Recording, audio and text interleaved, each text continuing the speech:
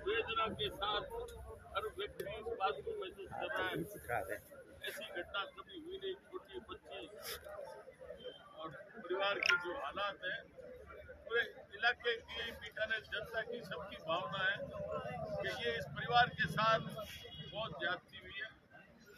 और वास्तव में एक दो दिन को लगा कि मुलजिम पकड़ में आना बहुत मुश्किल है, क्योंकि बिल्कुल ब्लाइंड मर्डर था, अंधा पक्ष था, कोई सबूत नहीं, कोई प्रिंट नहीं, कोई खोज नहीं।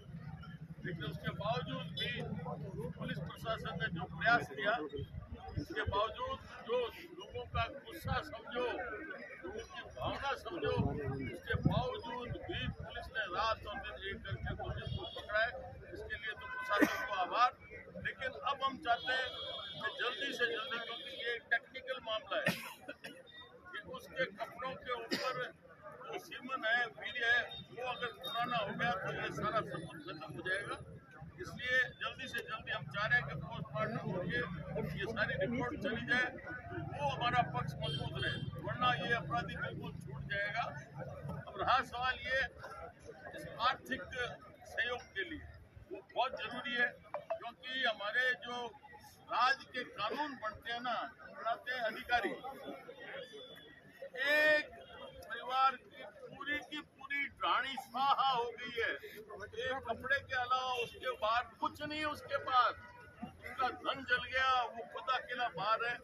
पर उसको जब मदद मिलेगी सरकार से, वो 6 महीने साल बर्बाद करता है, तो ये मदद हमें ऐसी नहीं चाहिए। हम चाहते हैं तुरंत ये सारी कार्रवाई होगी, ये पैसा उस परिवार को मिले, और ये सारा हम करेंगे। लेकिन एक बात, हम सब समाज के लोग खड़े हैं,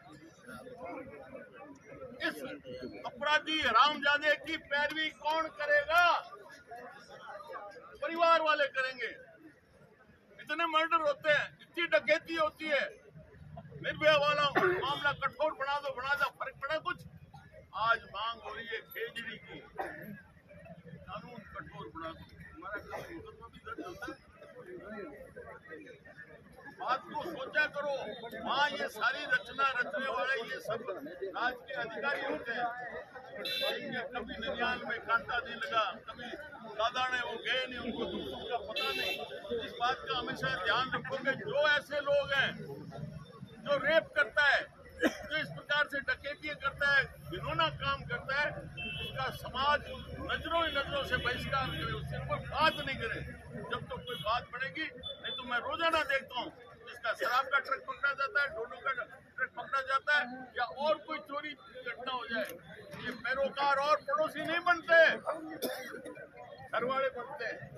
कम से कम फिटकारा तो दो, और नहीं तो नजरों से उसको ऐसा उतार दो उसका जीना हराम हो जाए। जब कोई रास्ता बढ़ेगा, नहीं तो बेशर्म में ऐसे डालते हैं, अथवा जमानतें हो जाती है, हम सब नीचे किए बैठे रहते हैं। इसलिए ये विशेष तौर से ध्यान रखें। इसमें मैं एक बात बताऊं, जो 1 करोड़ की बात आई है, मैंने अभी प्रशासन के सामने भी रखी है, मुझे ध्यान है कि भैरव सिंह जी के सामने एक केस हुआ था, जो हमने भी कहा कि साहब औरों को आप इसकी मदद नहीं करते, ये एक केस में आपने गंगानगर जिले में 1 करोड़ रुपए की सहायता कैसे दी है? उन्होंने कहा कोई विशेष कारण बताए तो, लेकिन हम पूरी कोशिश करेंगे, पूरा दबाव बढ़ाएंगे, इस घर को पूरी की पूरी आर्थिक रूप से मदद मिले। और मैं ये भी चाहूंगा आप लोग भी आए, जितना हो सके सहयोग दो आर्थिक रूप से। मेरी तरफ से, मेरे परिवार की तरफ से 1 लाख रुपए की मैं घोषणा करता हूँ, जो इनको मदद।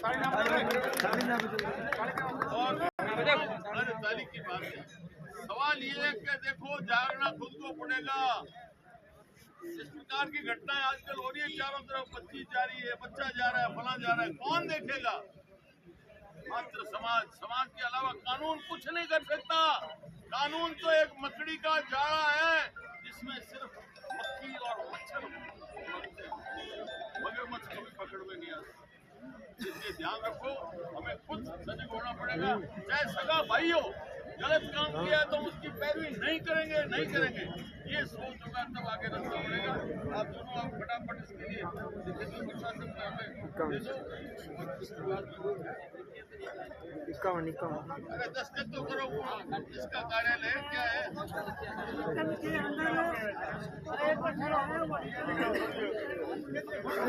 नहीं,